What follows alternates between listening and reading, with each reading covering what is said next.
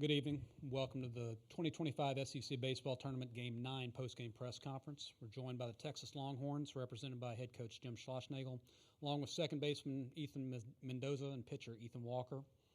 In a moment, Coach will give an opening statement, and then we'll take questions directed to the players only, please.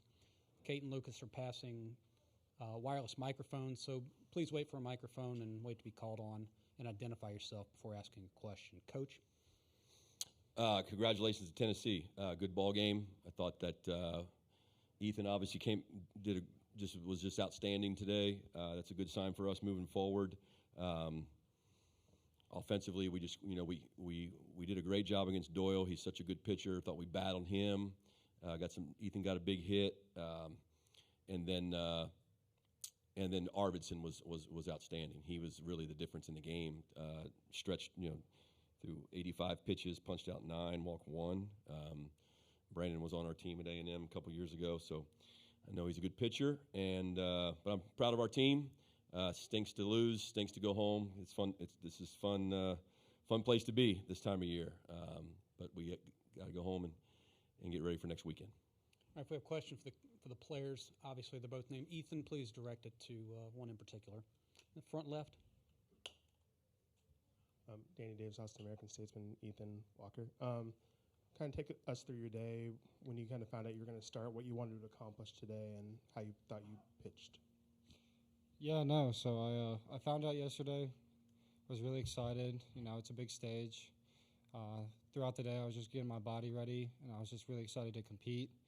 And I think I threw pretty well. Could always throw more strikes, but overall, I competed to the best of my ability today. In the front row on the right. Eric Henry, 24/7 Sports. Ethan, just kind of following off of that, as Danny asked here, what'd you make of your start, and also kind of just the differences in coming out of the pen versus starting? Yeah, the big difference is just kind of preparation. Not throwing an hour beforehand, just throwing like 30 minutes beforehand. Mentally, it's all the same. We preach one inning save, one pitch at a time, and I think taking that with me within each pitch, within each inning, really helped and kind of made it similar. The second row on the right. Matt Tallery from World Baseball Network. What's it like to have a catch like Galvan, and just how your pregame or any other routine that you worked through with him in the fall has set the tone for you this time of year? Yeah, Galvan's been great. He brings the energy, he builds that connection, and I think there isn't anyone else I'd want behind the plate when I'm pitching. He's really good at just getting me some calls. He's good at bringing the energy and keeping my head locked in the game, and he knows how to read my body language. More questions for the players. Front left. Ethan Mendoza. What were your thoughts on just how the offense performed today, especially against the Tennessee bullpen late? Specifically the bullpen, or just like this overall? We didn't score many runs in the middle innings. I think we could work on that. We came up clutch the bottom of the ninth, scored a run. That was big. We just never got a big hit we're all looking for. But hopefully we could work on that and be better next time. More for the players. Hunter Lauder, ESPN Gainesville. What's it like for you guys, either one of you, to play in an environment like this? I would say it's pretty special. This is my first time here. All of us, I guess, except for Coach Schloss. It was pretty cool. We went to the game last night. It was pretty special to see all these people come to watch us. It was definitely something super cool. On second row on the left. This goes for either one of y'all. How do y'all take your mentality going into next week with your regionals coming up and everything, and how do you stay positive to move forward from this? Yeah, we treat every game like it's opening day, and that just helps us kind of watch what happens in the past, whether we win or lose, and just keep playing to our standard. So we can acknowledge what happened today, but tomorrow we're getting ready for opening day. All right, last one for the players on the right. For both Mendoza and Walker, what was it like last year, being in the Big 12, playing in an MLB stadium for a conference environment, and now playing in Hoover for the first time? How do you compare the two, regardless that this is a little bit of an intimate ballpark? We weren't in the Big 12 last year. We were in the Pac, so we didn't play at Globe Life. But I mean, I guess it was pretty cool. This is definitely an upgrade. Yeah, I came from a JUCO, so it's a very different, better ballparks, better fans, more people, but it's more exciting. It's similar, but it's different. It is. It's different, but it's the same. 15 people to 15,000. Yeah.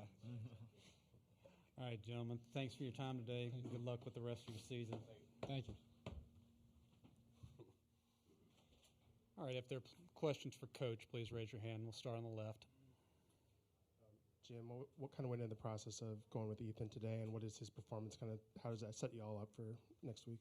Well, it certainly gives us somebody, depending on the matchup and how deep we play into the regional, somebody, he's got experience starting a game. Since Spencer's down, we really don't have a defined third starter. We've had a lot of guys who have started games throughout the course of the season, we have done that by design.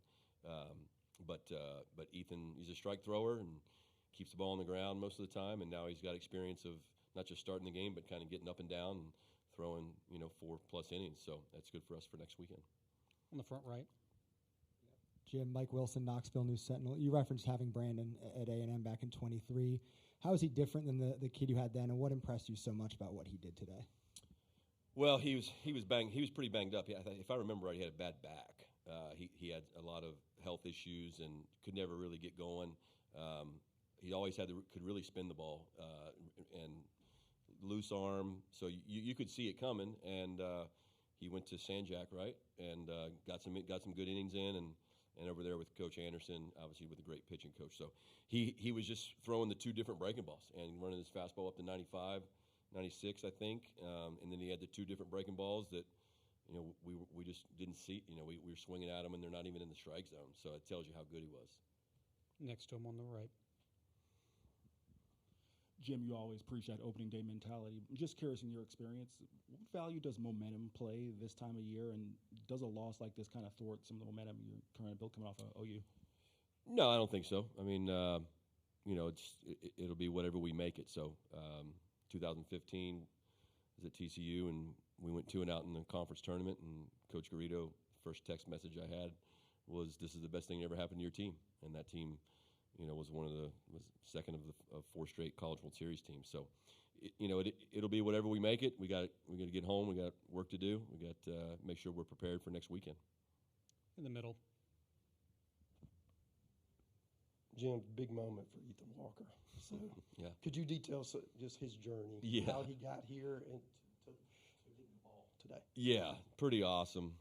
For the University of Texas, first ever SEC game, we have a somewhat recruited, not really a walk-on. We recruited him, but, in the summer we were just looking for bodies. We needed lefties, we needed strike throwers, and Coach Weiner had his eye on Ethan just as a strike thrower and a guy that could be deceptive. And here he is starting the University of Texas' first ever SEC game against his home state school. Like, that's crazy.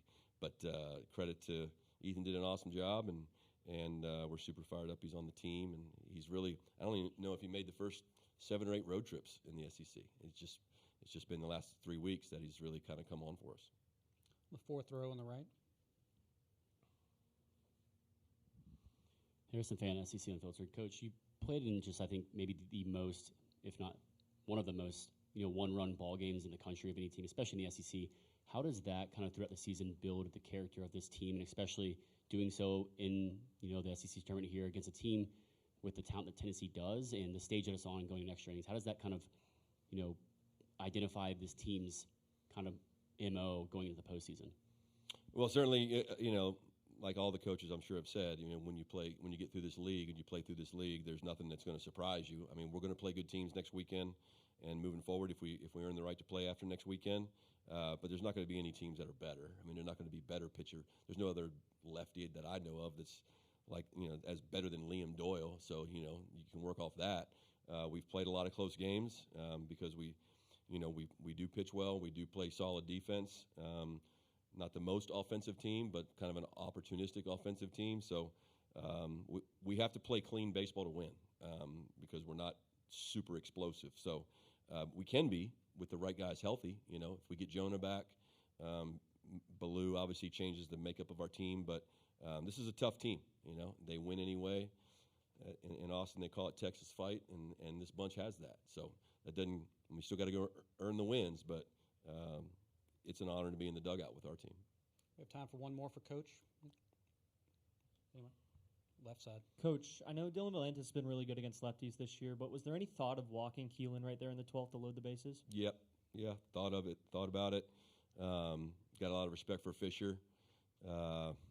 Hindsight, Killen, great bat-to-ball skills, and of course Fisher strikes out, so it made me look worse. But no, I just take our shot there. Valantis is, he's our guy, and we've seen him, get out the really good lefties before, but give it to Gavin. I mean, he had the two big swings of the day, for sure. All right, Coach, we appreciate your time. Okay.